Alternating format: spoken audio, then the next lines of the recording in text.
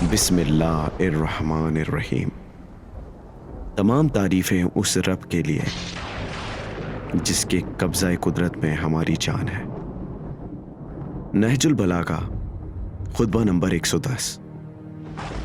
عظمت ایمان، وہ بہترین عمل جس کے ذریعے خدائے بزرگ و برتر سے توسل حاصل کرنے والوں نے تقرب حاصل کیا ہے۔ اللہ اور اس کے رسول پر ایمان لانا اور اس کی راہ میں جہاد کرنا، کیونکہ یہ اسلام کی بلند چوٹی ہے،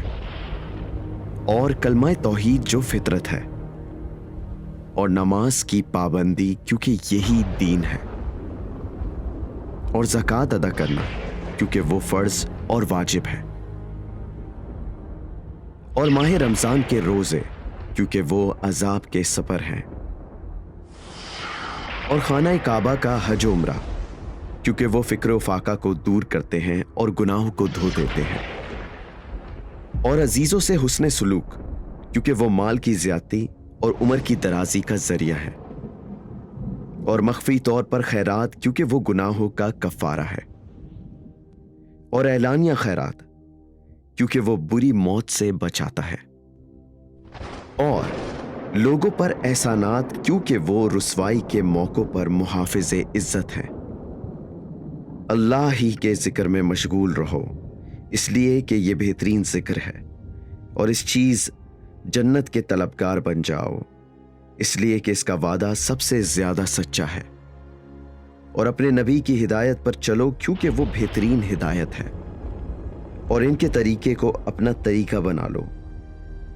کیونکہ وہ سب طریقوں سے زیادہ ہدایت کرنے والا ہے، اور قرآن کا علم حاصل کرو کیونکہ وہ بہترین کلام ہے، اور اس میں غور و فکر کرو کیونکہ وہ دلوں کی بہار ہے، اور اس کے نور سے شفا حاصل کرو کیونکہ وہ سینوں کی شفا ہے، اور اس کی تلاوت بہتر طریقے سے کرو